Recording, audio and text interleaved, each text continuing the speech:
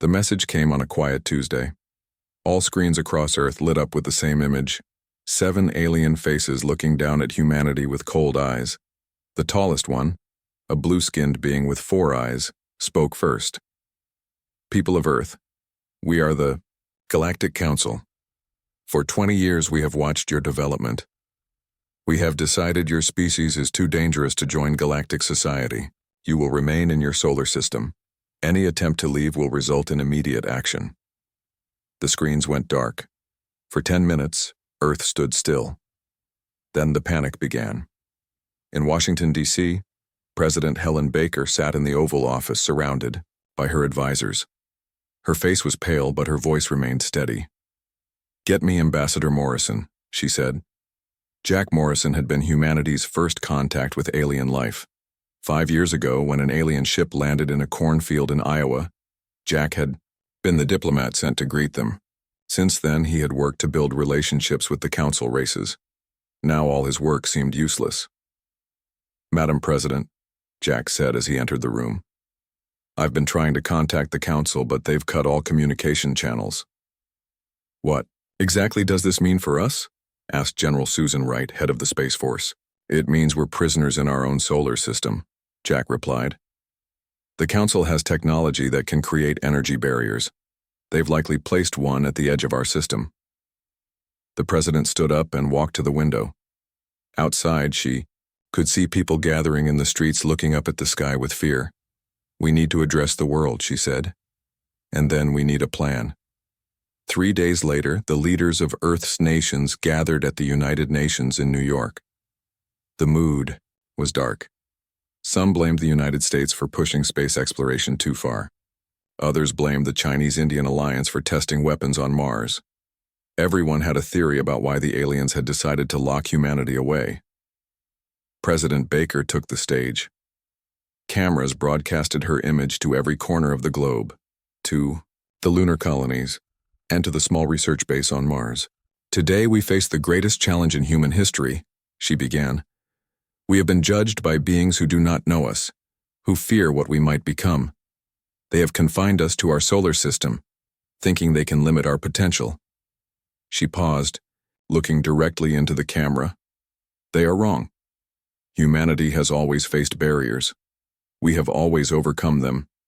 This is not the end of our journey to the stars. It is just a different beginning." Her words sparked something in people. Instead, a feared determination began to grow. If humanity couldn't join the galactic community, they would build their own.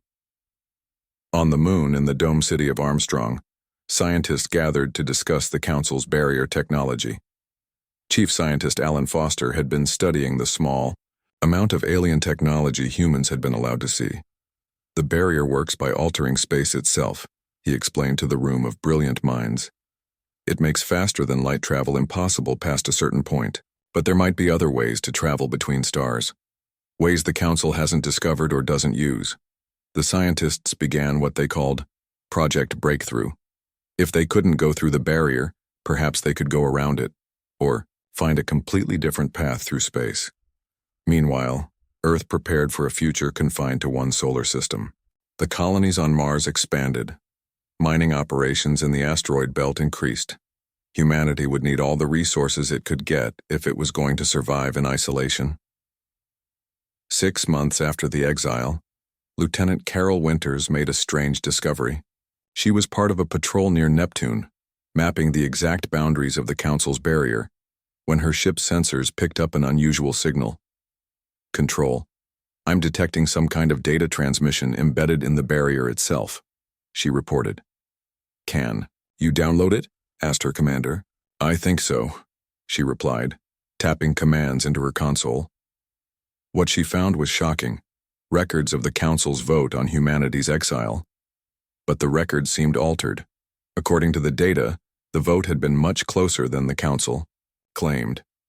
Several races had actually voted in favor of humanity.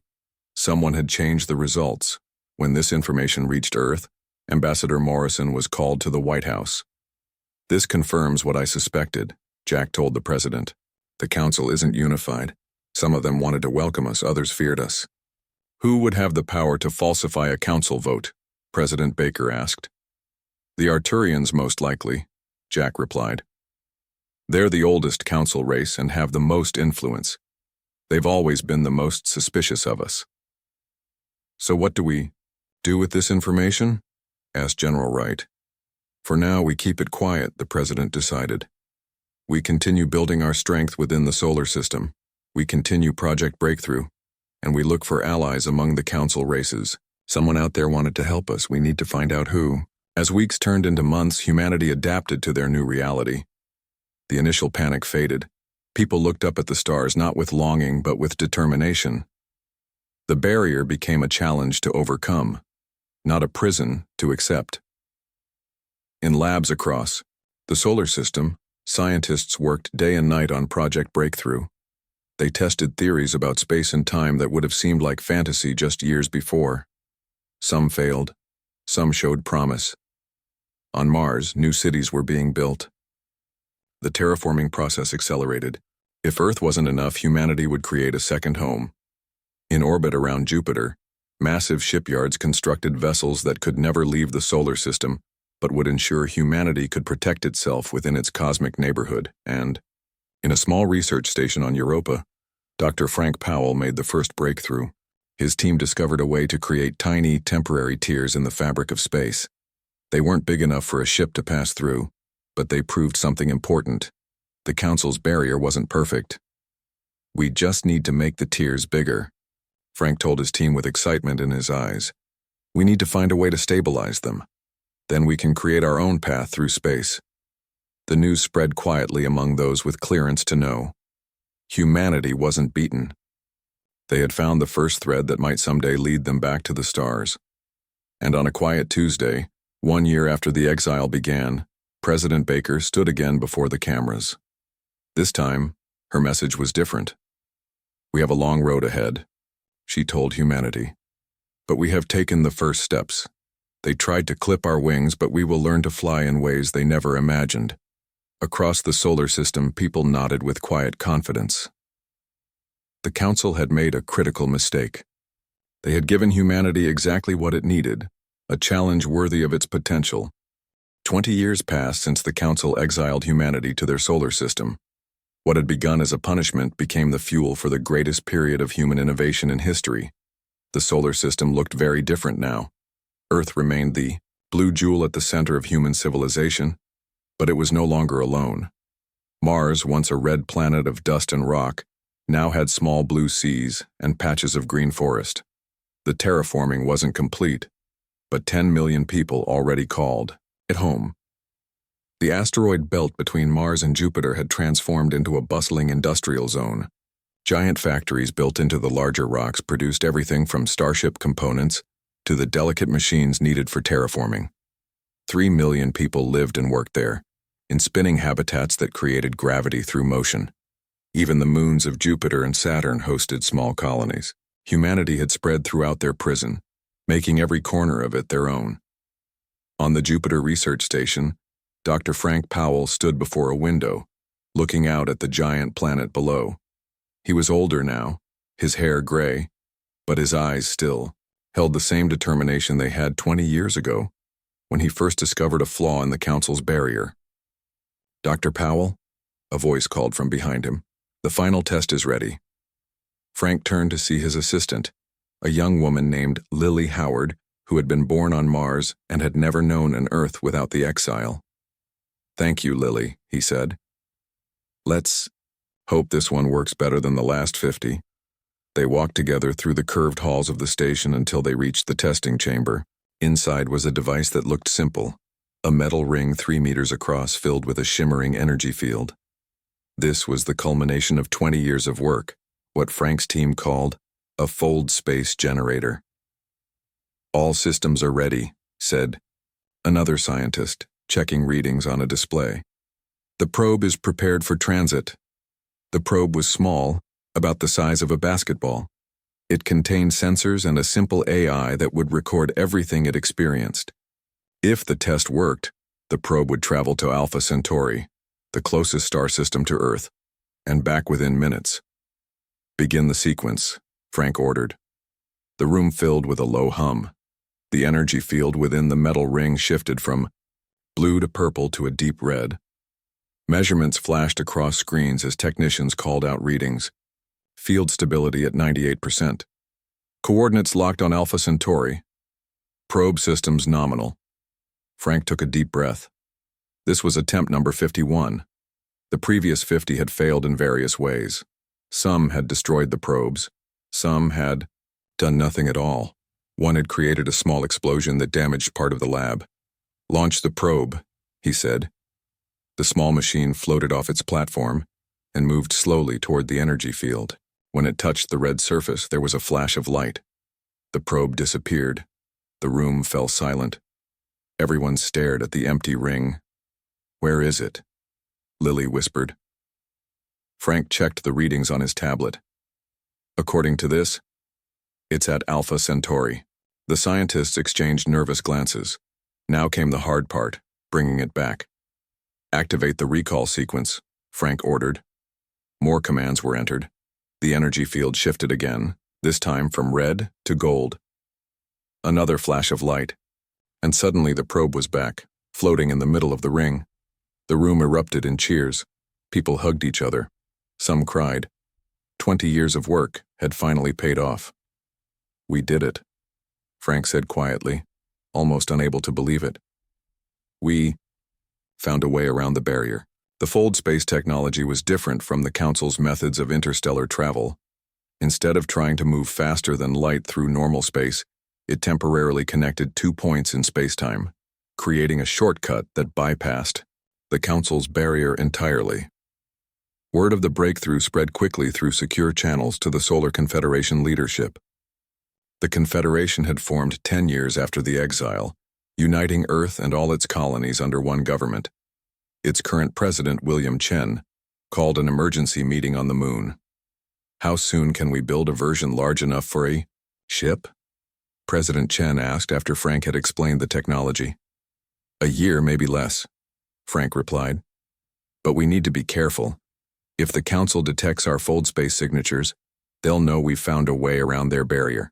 Then we need to be subtle," said Admiral Patricia Nelson, the head of the Confederation fleet. "Small ships at first launched from the outer system where they're less likely to be noticed." The meeting continued through the night. By morning, Operation Exodus was born, a plan to secretly establish human colonies beyond the barrier while maintaining the appearance of compliance with the exile. On Venus Colony, in a small apartment overlooking the cloud cities that floated. In the planet's upper atmosphere, diplomat Olivia Martinez made a discovery of her own. Her father had been a council analyst who fell in love with an Earth woman before the exile. He had chosen to stay on Earth when the barrier went up, cutting himself off from his own people. Now, 20 years later, Olivia was going through his belongings after his death. In a locked box, she found a data crystal, alien technology, that her father had smuggled to Earth. When she accessed it on a specially built reader, she found his personal journals. What she read shocked her. There was a faction within the Council known as the Preservers, who had manipulated the vote on humanity's exile. They had acted out of fear, not of what humanity was, but of what a prophecy said humanity would become. "The young ones will break the old order," the prophecy stated. "They will rebuild the stars in their own image." The Preservers had taken this to mean that humans would destroy galactic civilization. But Olivia's father had interpreted it differently. He believed it meant humanity would transform the galaxy for the better, replacing an old and corrupt system with something new. Olivia immediately took this information to Confederation intelligence. Combined with the fold space breakthrough, it changed everything. Humanity wasn't just escaping a prison. They were fulfilling a destiny that some in the galaxy had foreseen. Over the next month, the first fold spaceship was secretly built in an asteroid belt shipyard. It was small, designed for exploration rather than colonization, and named simply Pathfinder. Its mission was to scout star systems beyond the barrier, looking for suitable planets where humanity could establish colonies far from Council observation.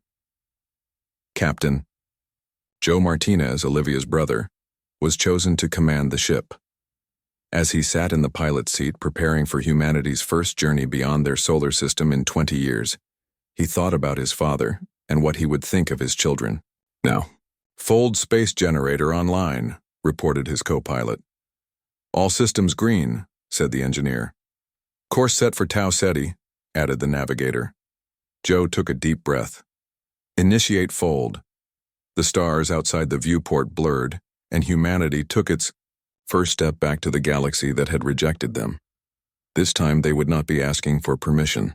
50 years had passed since the Council exiled humanity to their solar system. In that time, much had changed. Earth and the Solar Confederation still maintained the appearance of a civilization confined to one system. They still received occasional visits from Council observers who found exactly what they expected: a somewhat bitter but compliant humanity making the best of their imprisonment. What the Council didn't know was that humanity had spread far beyond Sol. Using fold space technology, 12 colony worlds had been established in uninhabited systems, carefully selected to be far from Council monitoring posts. The colony ships departed from the dark side of Neptune, where special facilities masked their fold space signatures. New Washington was humanity's first extrasolar capital, a thriving world with 50 million inhabitants who had never known Earth. Its blue skies and vast oceans made it feel like home to the descendants of Earth, but its 2 moons and unusual ring system reminded everyone they were among the stars at last.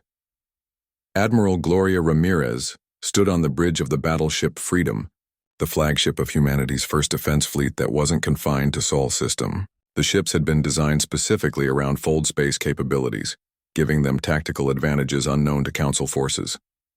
"Status report," Gloria said to her crew as they orbited New Washington. "All systems normal, Admiral," replied her first officer. "The colony defense network is operating at full capacity." Gloria nodded with satisfaction. The Freedom and its sister ships represented humanity's determination to never again be at the mercy of alien powers. But unlike the Council, humans had built their ships for defense, not conquest. "Message from Governor Harris, Admiral," announced the communications officer. "The mining colony on Frontier needs additional security. They've detected unusual energy readings at the edge of the system." "Set course for Frontier," Gloria ordered. "Full jump in 30 minutes. Meanwhile, on the colony world of New Horizon, geologist Kevin Daniels and his survey team made a discovery that would change everything. New Horizon was humanity's newest colony, established just 5 years earlier. It was a rocky world with limited water but rich mineral deposits. "Sam, come look at this," Kevin called to his assistant as they explored a canyon on the planet's southern continent. Sam hurried over, his eyes widening at what Kevin had found. Partly buried in the canyon wall was what looked like a doorway, its edges too straight to be natural. "Is that artificial?" Sam asked in disbelief. "Yes," Kevin replied, running his scanner over the surface. "And according to these readings, it's over 50,000 years old." Over the next week, Kevin's team carefully excavated the site. What they found stunned them all. Ruins unlike anything seen before, neither human nor belonging to any known Council race. The artifacts suggested a civilization that had mastered technologies beyond even current Council capabilities, including what appeared to be dimensional engineering. The most important find was a sphere about the size of a basketball, covered in unknown symbols. When activated by accident, it projected a star map showing not just the Milky Way, but paths to other galaxies. News of this discovery was immediately classified at the highest level. If there had been an ancient civilization with technology, this advanced, what had happened to them? And what did it mean for humanity's future? Back in Sol system, Earth continued its charade. The fold space technology remained their most closely guarded secret. For 50 years, they had maintained the illusion that they were still trapped behind the Council's barrier. In Geneva, the headquarters of the Solar Confederation, President Richard Lee met with his cabinet to discuss the latest reports from the colonies. "The population of New Eden has reached 30 million, reported the Colonial Affairs Minister. Their agricultural output is now sufficient to export food to 3 other colonies. And what about the ancient ruins on New Horizon?" "President," Lee asked, The science minister looked troubled. Our researchers believe the artifacts are connected to the dimensional technologies we've been developing. But there's something else. They found records suggesting this civilization was destroyed in a conflict with a force they called the Void. We don't know what that means yet. The meeting was interrupted by an urgent message. A council scout ship had detected unusual energy readings near the colony world of Liberty and was investigating. They're going to find out about us, said the defense minister with alarm. 50 years of secrecy could end today.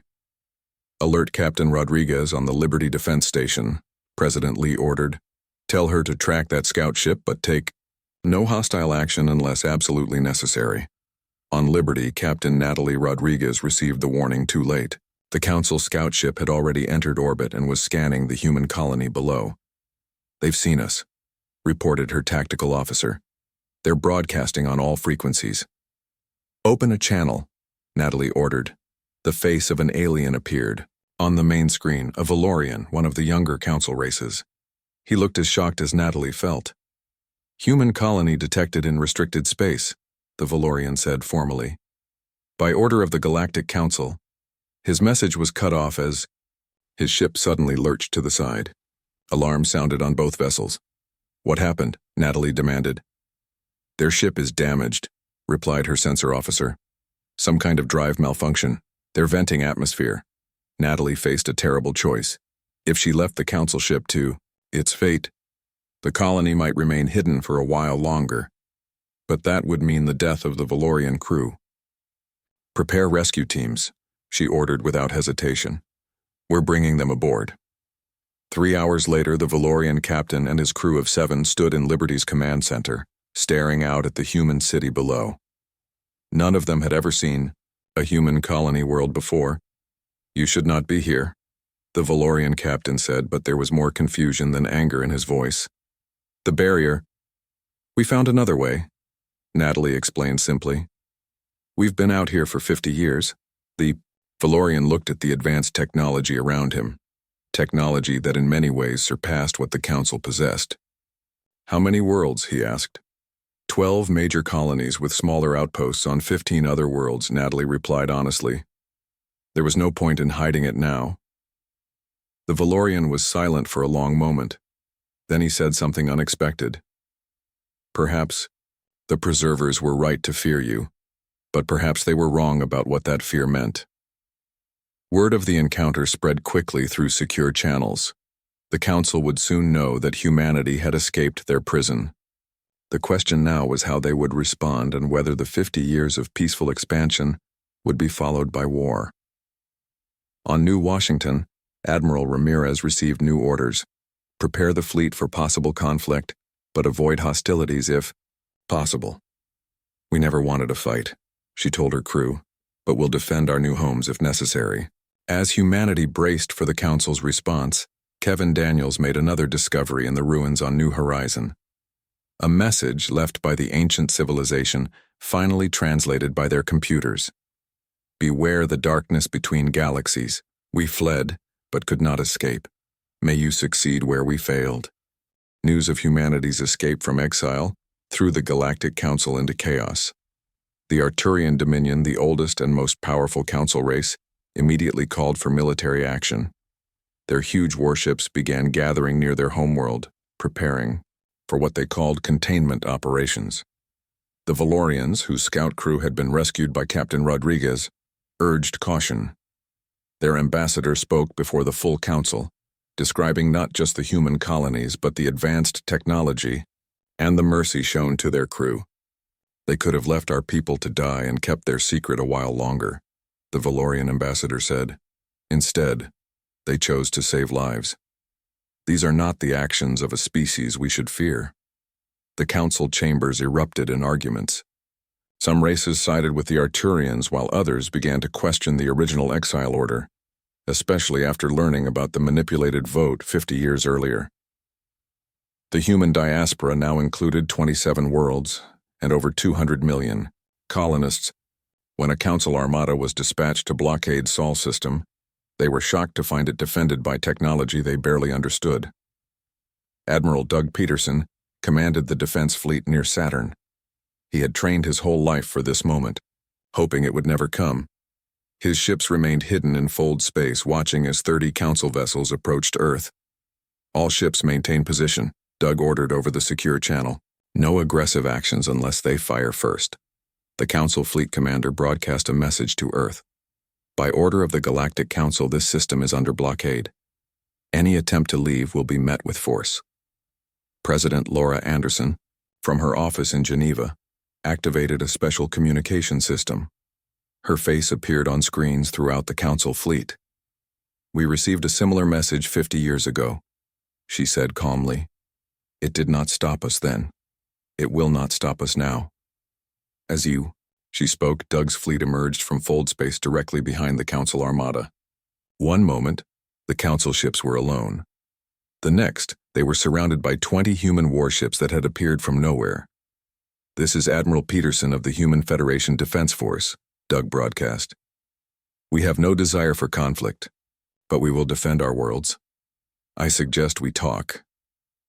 The first battle occurred hours later when a squadron of Arturian ships broke from the main fleet and attacked the human defenses.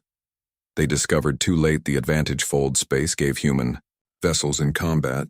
The human ships could jump short distances instantly, appearing behind their attackers or moving out of the path of weapons fire at the last second. The battle was over in minutes. 4 Arturian ships were disabled, their crews captured. The rest retreated.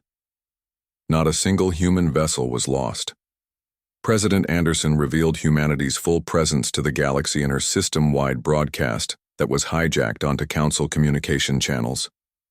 "We were exiled unjustly, based on lies told by those who feared our potential," she said to the largest audience any human had ever addressed.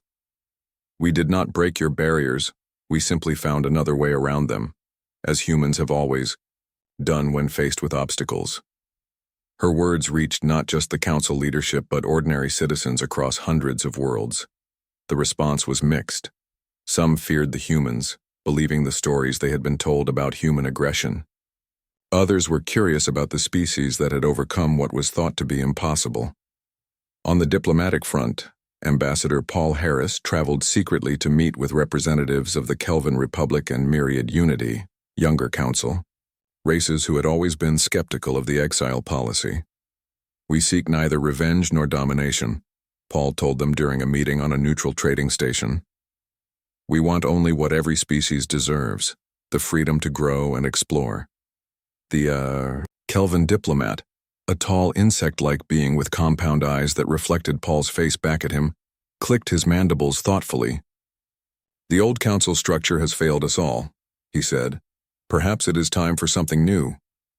Together, the humans, Kelvins, and Myriad formed an alliance that created political pressure within the council itself.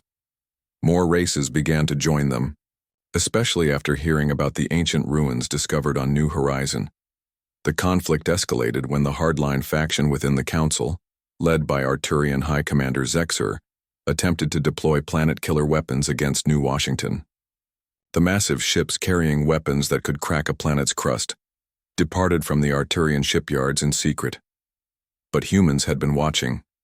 Security Chief Sharon Miller had placed infiltrators within the Council military structure years earlier, giving humanity crucial intelligence. She received word of the attack fleet just hours after it launched. "We need to stop them before they reach New Washington," she told Admiral Ramirez during an emergency communication. "If they deploy those weapons, millions will die." Gloria nodded grimly. "The Freedom Battle Group is already moving to intercept, but this crosses a line. Using planet killers against civilian worlds is against even the Council's own laws." The human fleet intercepted the Arturian force at the edge of the New Washington system. Admiral Ramirez opened a channel to the enemy commander. "This is your only warning," she said. "Withdraw your fleet or we will be forced to defend ourselves." The Arturian commander laughed. "You are outnumbered, human. Stand aside or be destroyed, with your colony." What the Arturian didn't know was that human ships had been specially designed to counter planet-killer technology. Engineers had studied the few examples they had encountered and developed specific defenses. When the battle began, the human ships used their fold space drives to appear directly alongside the Arturian vessels. too close for them to use their main weapons. Boarding parties of specially trained soldiers transported onto the 3 ships carrying the planet killers. The fighting was intense but brief. Within an hour, the human forces had captured the planet killer weapons and forced the Arturian fleet to retreat. The news of the attempted genocide spread quickly through Council space. Many races that had remained neutral now openly condemned the Arturians. The political balance within the Council shifted dramatically. On Earth, President Anderson received a message from an unexpected source, the Valorian High Council. The exile was a mistake born of fear, the message read. We wish to speak of peace. As diplomats began cautious conversations, Kevin Daniels made another discovery in the ancient ruins on New Horizon. Deep below the surface, his team found a massive chamber filled with technology unlike anything seen before. At its center stood what appeared to be a gateway, a ring of unknown metal 30 meters across. When his team accidentally activated it, the air within the ring shimmered, showing a glimpse of another world, one that clearly wasn't in their galaxy. Kevin quickly shut down the device and sent an urgent message to Earth. The message contained just 7 words. We are not alone in the universe. 75 years after humanity's exile, the galaxy had transformed. The failed military action against human colonies had led to political upheaval within the Council. The revelation of the Preserver faction's manipulation caused several member races to demand reform. On the neutral world of Harmony, diplomats from across the galaxy gathered for what would be known as the Concordat Conference. Humans sat at tables alongside the very species that had once exiled them. The old council chamber, with its raised platform for the senior races and lower positions for junior members, had been replaced by a circular arrangement where all representatives sat as equals. President George Taylor of the Human Federation took his place at the table. At 62, he had been born on New Washington and had never seen Earth until he became president. Beside him sat his most trusted advisor, Dr. Lisa Chen, granddaughter of the scientist who had first developed fold space technology. Welcome to a new era of galactic cooperation, said the Kelvin moderator, his many limbs spread in the traditional gesture of openness. Today we begin the work of replacing the Galactic Council with the new Concordat. The Arturians had initially refused to attend, but had finally sent representatives when they realized the political landscape had shifted permanently. Their delegation sat stiffly across from the humans, their 4 eyes blinking in their blue-skinned faces. We should address the most pressing issue first, said the Valorian ambassador. The discovery on New Horizon and what it means for all our peoples. All eyes turned to Dr. Chen, who stood to present what humanity had learned from the ancient ruins. The civilization that built the ruins called themselves the predecessors, she explained. They existed over 50,000 years ago and spread across not just our galaxy, but several others. Their technology far surpassed anything we have today. She activated a hologram showing the massive gateway found beneath New Horizon.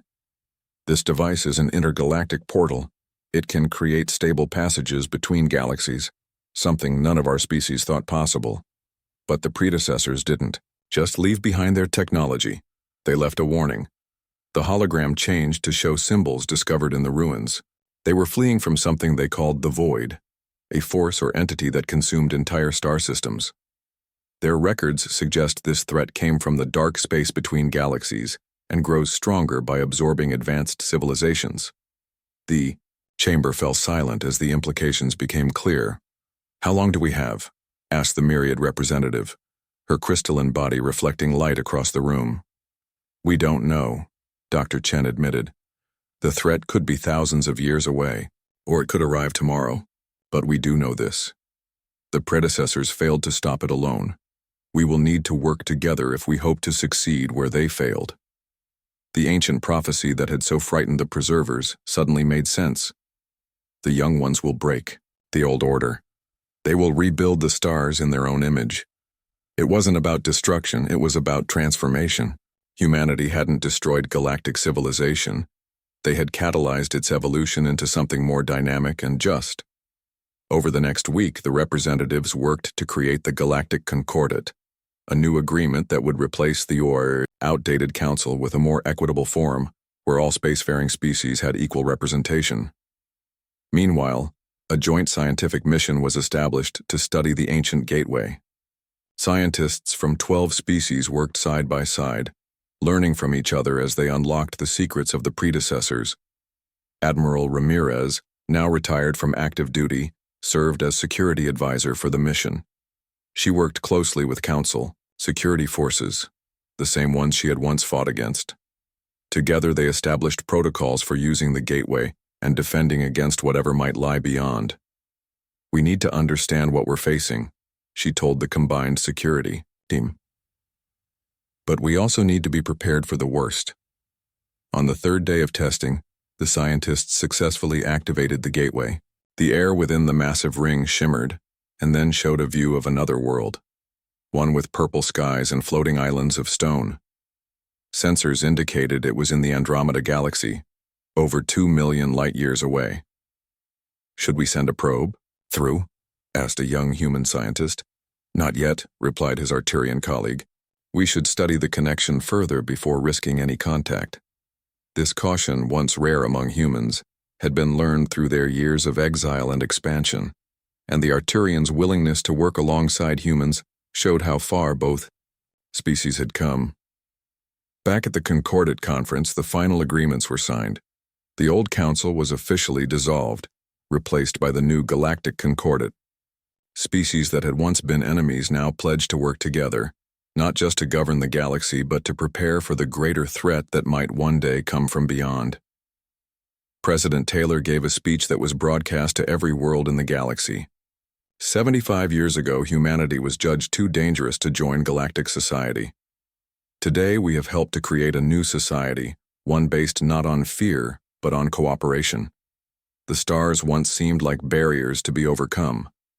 Now they are beacons, guiding us toward a future we will build together. In Armstrong City on the Moon, where humanity's response to exile had begun, a new monument was unveiled, a quantum barrier fragment, preserved as a reminder that no obstacle is truly insurmountable. Beside it stood the original Pathfinder probe that had first broken through the exile, now a symbol of human determination. Dr. Kevin Daniels, now an old man, attended the ceremony. As he watched children playing nearby, human children alongside, young from other species who had come as part of cultural exchange programs, he thought about how far they had all come. "We didn't just build an empire," he said to his granddaughter who had accompanied him. "We built something better." On New Horizon, scientists continued to study the predecessor ruins. Deep in the ancient complex, they found one final message, only now translated fully. To those who follow, "We faced the darkness and lost. But in our defeat, we planted seeds of hope across the stars. Find each other, stand together. Where one fails, many may succeed." As the message echoed across the centuries, ships from the newly formed Concordat exploration fleet prepared for their first mission through the gateway. Humans served alongside the very aliens who had once exiled them, their combined knowledge and courage their strongest assets. The ship leading the mission, carrying representatives from 15 species, bore a simple name that embodied the spirit of humanity's journey from exile to leadership: Second Chance. As Second Chance approached the gateway, its human captain gave the order that would begin the next chapter in galactic history. "Take us through. The future is waiting."